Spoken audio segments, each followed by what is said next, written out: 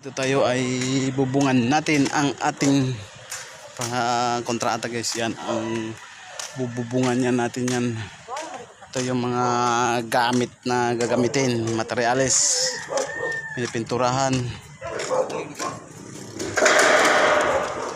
Saka ngayon guys ay natanggal na natin ang kanyang lagyan muna natin ng tolda kasi baka umulan.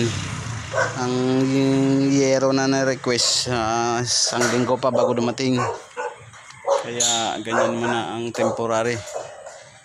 Ito yung mga bakal guys, kakakapal